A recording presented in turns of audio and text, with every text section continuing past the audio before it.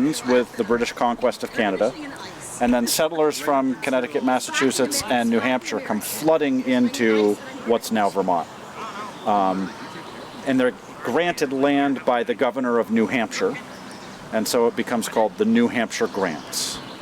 New Hampshire's granting land in the New England township system, so groups of settlers are applying for grants of land to form towns. They are purchasing land that they own. They're building farms on that land, the produce of which belongs to them. And New York and New Hampshire don't agree about who owns the New Hampshire grants. New York claims everything to the Connecticut River. They go to the King of England. In 1764, the king sides with New York and says, yep, it belongs to New York. New Hampshire kind of dumps their claim and says, king's decided, we'll back off. And New York invalidates all of the New Hampshire grants. Says we don't recognize those as valid. A lot of the towns, especially in the Connecticut River Valley, they're going to apply to New York for an identical grant. They're going to have to pay for it a second time. But New York says, yeah, that's fine, and they get to keep their town, and that's great. In the western side of the New Hampshire grants, a lot of that area has already been earmarked by the governor of New York to be granted to others. Now, New York had a land grant system that partially dated back to the old Dutch system, where they would grant huge tracts of land to one wealthy, connected individual, and they would kind of run that grant as their personal fiefdom a little bit. So for the people on the western side of the New Hampshire grants, what this meant was the land that you purchased doesn't belong to you. It belongs to this wealthy New Yorker, and you're either going to be evicted and you get nothing in return, bye, or you can pay rent for the privilege of staying on land you've already bought and living on the farm that you built. And they found that to be intolerable. In that time period, all men between 16 and 60 were required to do compulsory militia service. They would train. In times of war, they could be called up to serve. And these militias started actively opposing New York Dominion. And so they would run off settlers, sheriffs, surveyors, tax collectors. They would protest the courts that were running the eviction process.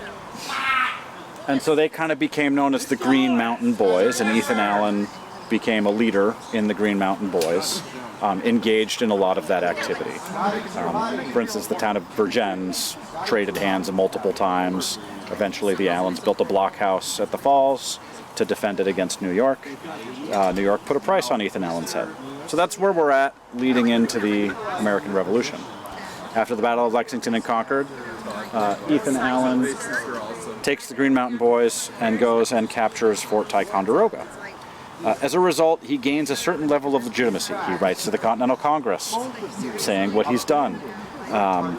And so what ends up happening is the Green Mountain Boys are recruited into a regiment of New York militia. Okay? So for the Green Mountain Boys, they go from being kind of a outlaw terrorist organization to a regiment that's recognized. They get some legitimacy. On the New York side, they're getting a certain amount of control. So it's kind of a fair trade on both sides. So when the Green Mountain Boys go to elect their leaders, they elect their company officers, they elect Seth Warner as lieutenant colonel. When it comes time to elect a colonel, they just don't elect one. So Ethan Allen gets sidelined from the Green Mountain Boys after that. He's going to lead his own attack on Montreal by himself with 80 guys and get captured in September of 1775. But the Green Mountain Boys that were recruited into this New York regiment become known as Warner's Regiment. And that's us, Colonel Seth Warner's Regiment of Foot, recreated. They're going to be a New York regiment heading into Canada in 1775. They're going to cover the retreat from Canada in 1776, taking off the hospital with them as they evacuate Quebec. And in honor of the good service they provide, they're going to be made a Continental Army Regiment. So standard U.S. Army, no longer militia. And not reporting to any state. So they are owned directly by Congress. They're one of the additional or extra Continental regiments. And what this means is, so by this time Vermont has declared independence from New York. It's technically an independent republic fighting a parallel war of independence from Great Britain. And this is sort of Congress tacitly admitting that maybe the New Hampshire grants and Vermont are not part of New York. But we're not going to make a decision. New York still claims that Vermont belongs to them. They're almost going to go to war with each other in 1780 on this question. But so, where we're at... safety. Sure. And then we'll report back. Sounds good. So they're going to do safety inspection. It's something that we do every time we shoot muskets. And every time we're done shooting muskets. This is a way of making sure our muskets are clean, nothing is in the barrel. They're going to, from the shoulder, secure their firelock. So they're going to, okay, nothing fell out, good job. Then they're going to ping their barrels, which I showed you earlier. And then they're going to stand at the poise. And their NCOs are going to individually check their muskets. At the half cock, they're going to pull the trigger and make sure that it doesn't go off at the half cock. They're going to wiggle the flint, make sure it's in securely, wiggle the hammer, make sure nothing's wrong there, make sure the flash guard is good, they're looking for rust, and if it's found to be in order, nothing will be done. It's on the private and the corporals of the privates to make sure that nothing gets found at the time that you get to the platoon inspection.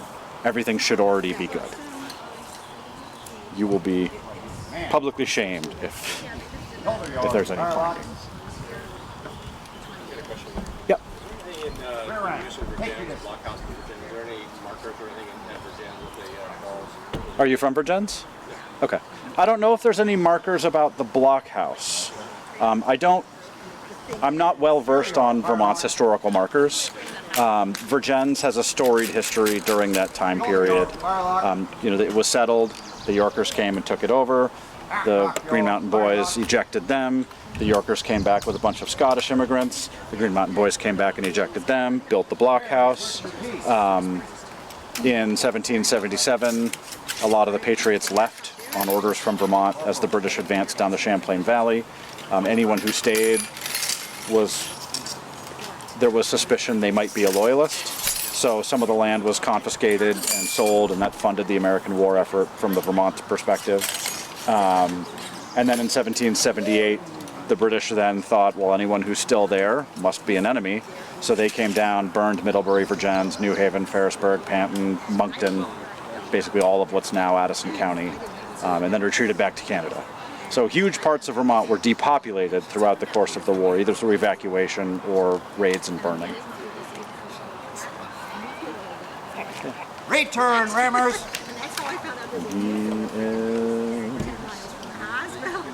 Okay. So now they're going to individually inspect the muskets. Before we go on the field, we're also, there's an inspection. Is your cartridge box full? Is your canteen full? Making sure that all of the soldiers are in good order to be running, jumping, climbing trees, safely firing muskets. We're doing the same thing we did last time. Sounds good. Okay. Yep. So green coats with red facings. Every regiment is going to have a uniform, ideally, at least in the Continental Army. Some militia regiments might too. They wouldn't get issued coats as regularly as they should, so there might be a Continental Regiment that looks like a militia regiment. That's just the way it goes sometimes. We were contracted to have green coats with red facings in the fall of 1775. We don't actually have documentation of receipt of those coats, so we can't 100% guarantee the green coats with red facings ever arrived, but that's what was ordered and that's what the contract was for.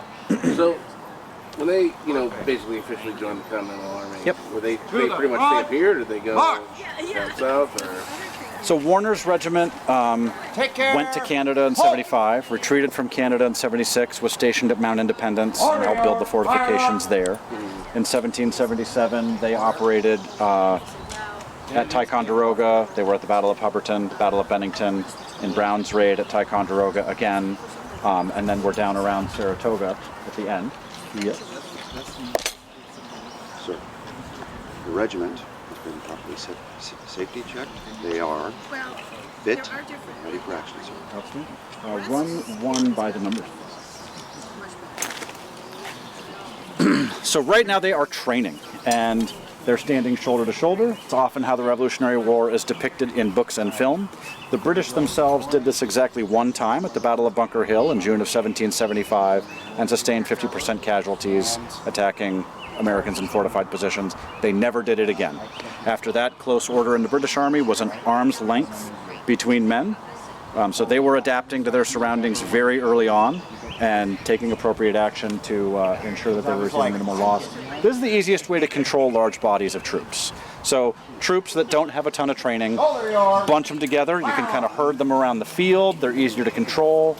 They don't have to think for themselves. You can communicate more clearly. So I'm going to demonstrate what they're doing as they fire one round by the numbers. They come to the priming position. Half cock. The cock comes back until it clicks once. It's not going to go off here. They're going to grab a cartridge of a musket ball. They don't have musket balls in the cartridges right now. It's just black powder. Musket ball, black powder wrapped in paper. And they're going to bring it to the mouth. Charge with cartridge! It's supposed to be prime. So they're going to bite the paper and pour a little bit of black powder into that pan right there. Shut! Pan! There's a little touch hole right there where the ignition's going to go through to ignite the main charge when they fire. Charge with cartridge! Then they're going to pour the rest of the powder down the barrel. If they had a musket ball, the musket ball would then go in. Draw! Rammers! We're ramming the powder. Then the rammer comes out.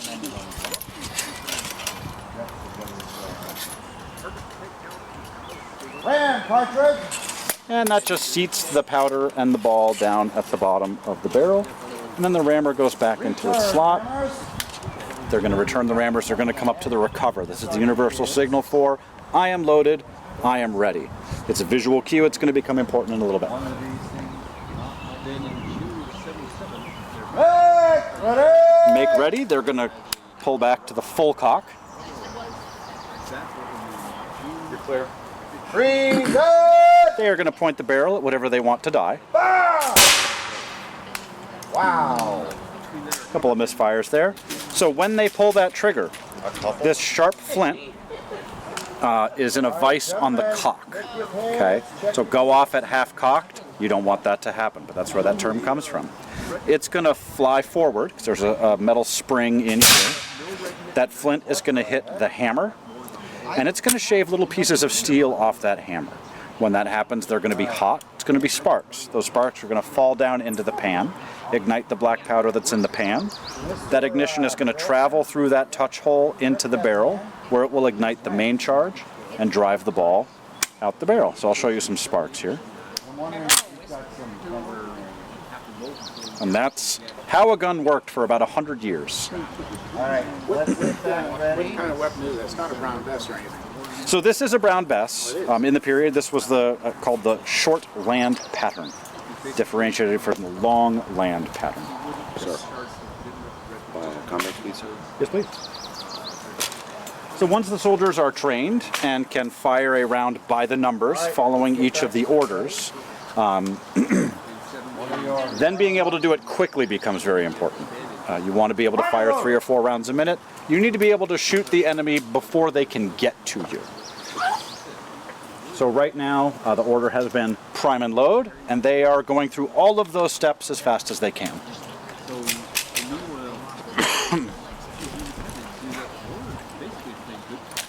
And so this is where coming to the recover lets the commander know when they're done. Make ready! Freeze it! Fire! Much better. Gorgeous! You know what? Whatever that was gorgeous. Okay. So once they're able to do this, this kind of warfare is great if you're a British soldier who wants to take a lot of casualties at the Battle of Bunker Hill. It's great if you're militia and you want to bunch them together so that they don't break, so that you can control them better. The Green Mountains are largely wooded now. They were even more wooded in the 1770s and 1780s.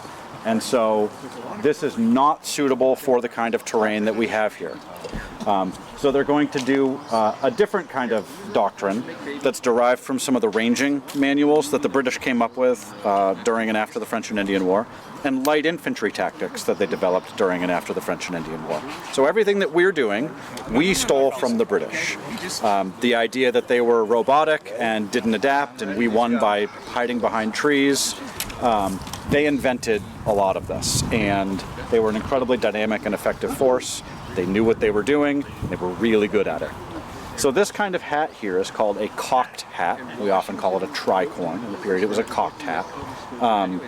This isn't good for the wood. The branches are going to knock it off. The wind's going to blow it off. So the soldiers are going to cut their hats down into caps of varying styles. The British did the same. When Burgoyne's army came down from Canada in 1777, he had all of his men cut the tails of their coats down and cut their caps down into little jockey caps, or caps of varying styles. You can go to a reenactment and see British caps in a lot of different permutations. So now we're going to talk about why it's so important to be able to load and fire quickly. So we've got an attacking force over here by the fence. They're going to fire around.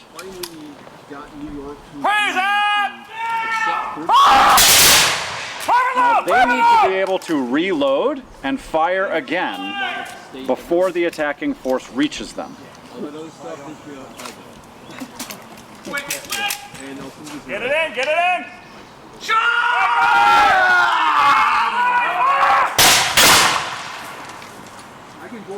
Charlie, fire And they did it!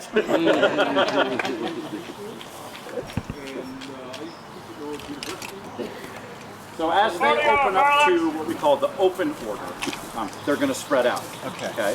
So there's the front row and the back row. We call them ranks. One, two back. The groups of two in each rank in front and behind, we call files. So rank and file.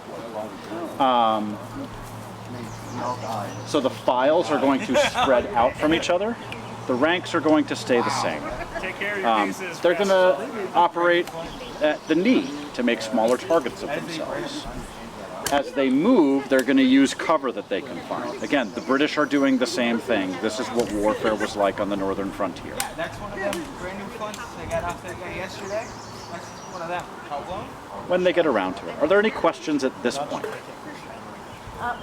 The ramrod, it strikes me, if they're trying to do load and reload within 30, it seems very cumbersome to try to get that ramrod into that narrow, hole on the side.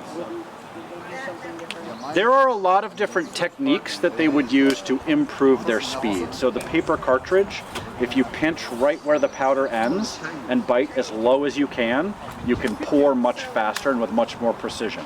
So when you're priming, bite, it can happen that fast. And then you gotta kind of use your thumb to get the ball in a little bit, but then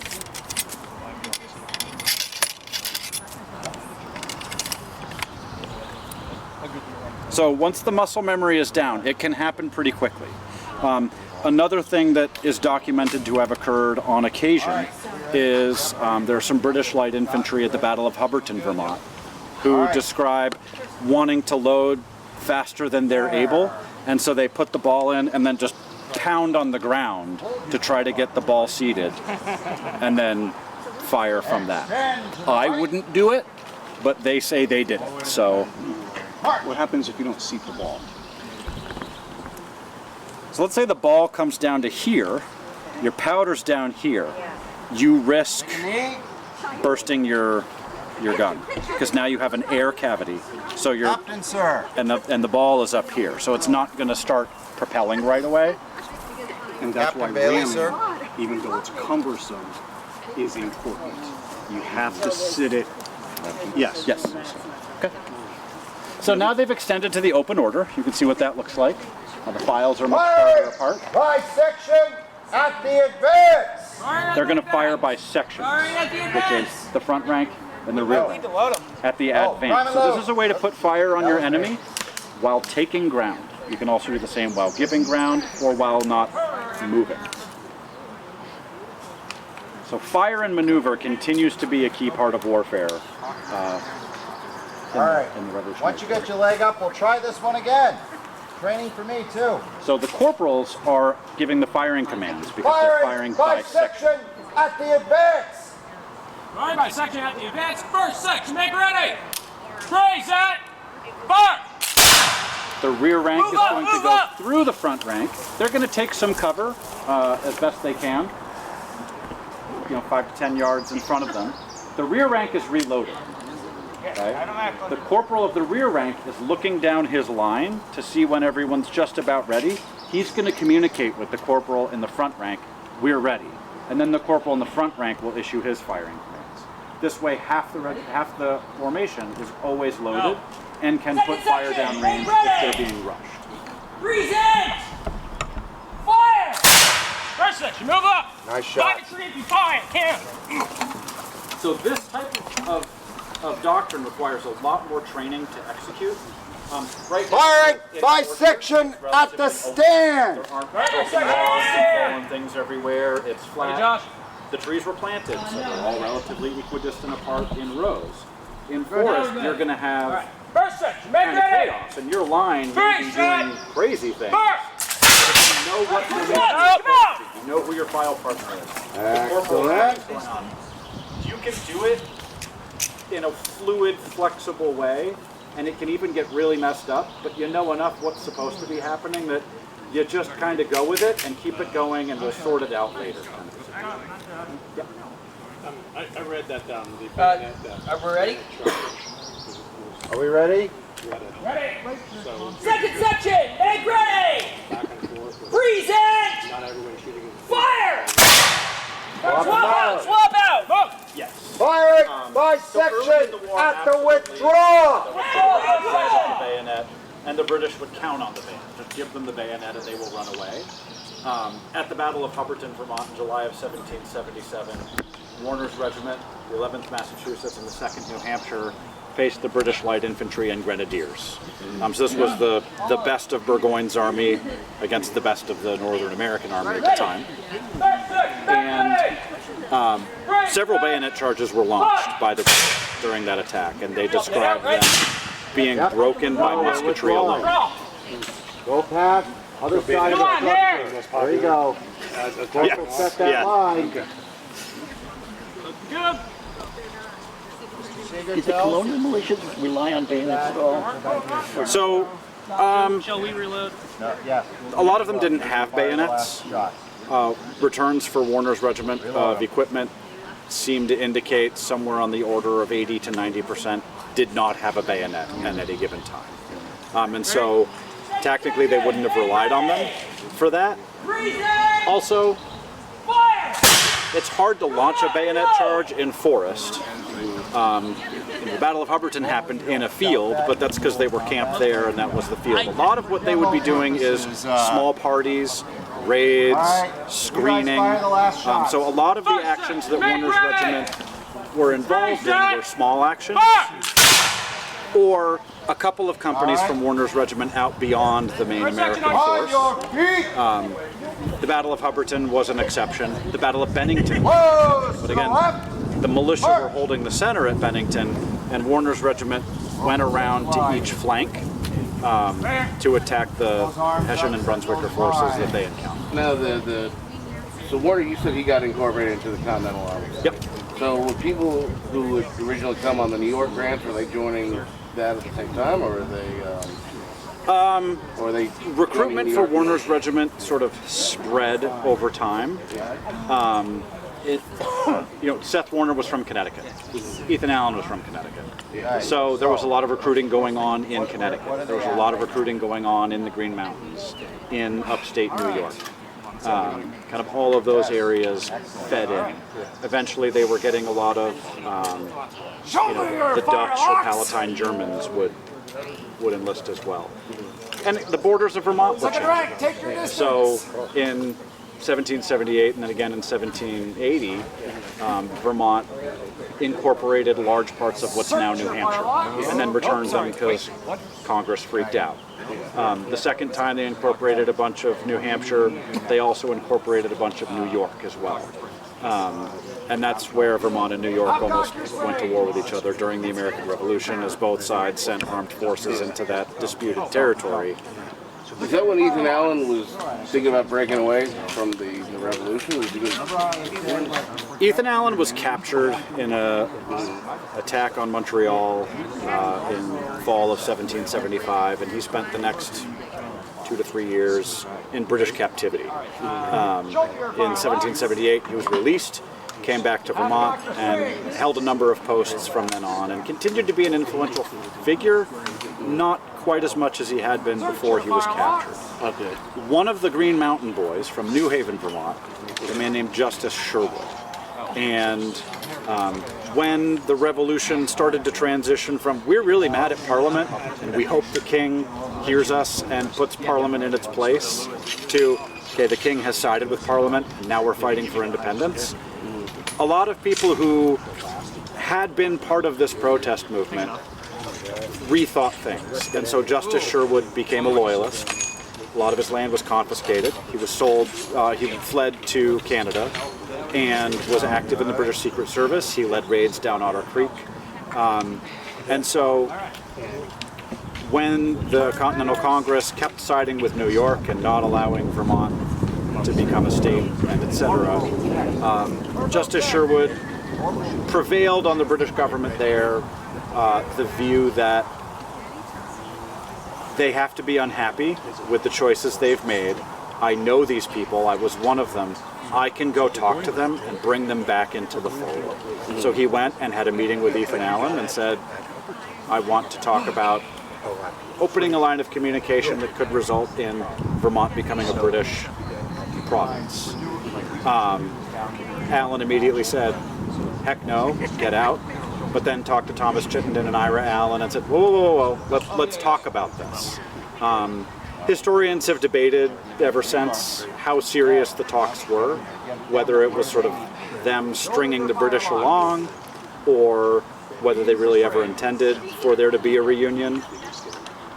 I think they would have gone with wherever they could get the biggest deal that they could get away with. So I don't think there really was ever much of a chance of reunion because the people in Vermont at that time weren't really in support of it. Right.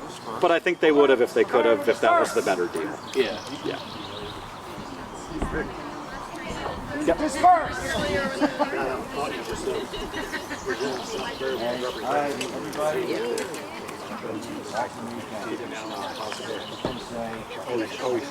Sure. But again, though, like this is an independent country that the United States has said, we're not really going to do much to help you because we don't quite trust you. You've been a pain for a while now. That the British are sort of breathing down the throat of, right? They've burned all of Addison County. They're raiding the Royalton raid, so they're starting to hit on the other side of the Green Mountains. And I think there's a fair amount of fear that alone we can't stand up to them. And I think there was also a certain amount of resentment against the United States because they had made sort of a series of, if you return the parts of New Hampshire you stole, we'll talk about statehood. And then that gets returned, and then the statehood thing goes away really quickly after the carrot's gone. Clearly you wouldn't bend the government. Theoretically, so shaky. Absolutely. Yeah. Yep. How do they carry that out? What was your process? Stole isn't the right word. So Vermont declares independence, and for a year it's governed by a committee from New York. So the Vermont Constitution of 1777 has this preamble in the beginning that's sort of like the United States Declaration of Independence. Here's all the wrongs we've suffered and the reasons we're doing this. It's targeted almost entirely at New York. New York is apportioning its legislature by population. New Hampshire's doing the same. So either way Vermont would go, they would sort of be a powerless rump to this other state. And so they created their own government with sort of an equal representation among towns regardless of population. It would stay that way until 1965 when federal court ruled that we had to reapportion the legislature. So for the first year of Vermont's existence, it's controlled by a committee, and then elections are held, and now there is an assembly, which is the legislature. It was unicameral then, so there wasn't a Senate and a House, it was just the assembly. And one of the first things that happens when that assembly meets is a delegation comes from 16 towns in New Hampshire saying, hey, we've all voted, and we also don't really have a lot of power in New Hampshire because we're low population towns along the Connecticut River. Can we join you? And the assembly said, yeah, sure, why not? And incorporated them in. Now, Vermont having equal representation no matter how many towns there are, there's sort of two rough political factions in Vermont. One on the eastern side of the Green Mountains, one on the western side of the Green Mountains. Western side, you've got Thomas Chittenden, the Allens, and all of them, called the Bennington Party. And now they're outvoted in the assembly by this expanded Valley Party in the Connecticut River Valley. So they're trying to undermine this union as fast as they can. They kind of use the promise of statehood from Congress as a way to do that. That causes a lot of friction with the Valley Party, and so the Valley Party says, fine, we're not part of Vermont, we're considering other options. A couple years later, the Allens reconsider their position and figure, without unity within Vermont, we will be strung up by somebody eventually. So there's a convention of the Valley towns about the Connecticut River Valley towns on the Vermont side leaving Vermont and joining New Hampshire, or forming a new state in between the Green and the White Mountains that is comprised of just the Connecticut River Valley. Well, Ira Allen shows up and says, wait. What if we bring those towns back into Vermont again? And they say, and you'll support this? Yes. Okay. So now, a whole bunch more towns come that time in what's called the Second Eastern Union. To counterbalance things, that's why they took over a big part of New York, right? So this New York faction can align with the Bennington Party. We can maintain the balance of power in the assembly while increasing our borders. This actually acts as a bargaining chip with New York. Hey, if you stop your objection to us becoming a state, we'll give you back this territory you think is yours. It increases the bargaining power with New Hampshire. It solidifies Vermont's unity, and it increases the bargaining power with Great Britain and Canada. So they're playing international politics as they're doing this. So nothing black and white. It's the Wild West up here. Yeah. And is this a big headache for Philadelphia and George Washington trying to keep everybody happy? I think George Washington gets to a point where he's just sick of hearing about it and doesn't know what to make of any of it, because he's got, the Bennington Party writing to him saying one version of the story. The Valley Party's writing to him saying another version of the story. New York and New Hampshire are both mad. And yes. He's got a water fight. Yeah. What finally dissolved it? Obviously it became a state, but what was the key that pushed it in that direction? There were a bunch of different things that happened. So the British Secret Service in Canada was the ones doing the negotiations. But the British Secret Service in Canada was divided into different organizations. So the Army had its intelligence service. Then there was the Secret Service under Justice Sherwood running the negotiations and running its own spy networks. Off of that were other and these competing British intelligence agencies and spy networks are trying to undercut each other's contacts, and we're the ones who have the good information. Of course, the Americans are infiltrating all of their spy networks and creating contacts, and the British are doing the same. So there is this espionage war happening on the northern frontier by both sides. Eventually, Governor Haldeman says, they've been stringing us along for a couple of years now. I don't think they're serious about this. And Justice Sherwood says, no, trust me. He goes to Thomas Chittenden and says, what is the holdup? Or this is you need to give us something or this ends. And Thomas Chittenden says, it's these guys in the valley, our political opponents. if they were got rid of, there would be progress. So if you get rid of this guy who's in charge in the Connecticut River Valley, then things can start happening. So the British send a party to get him, but he's warned by a double agent, and he escapes. And this really shows the British that a lot of our contacts that we thought were reliable are not. And so the different factions are going to argue over who tipped him off and who's reliable and who isn't, such that it completely undoes the British Secret Service from Canada. So they can't really, their spy network falls apart because everyone is suspect at this point.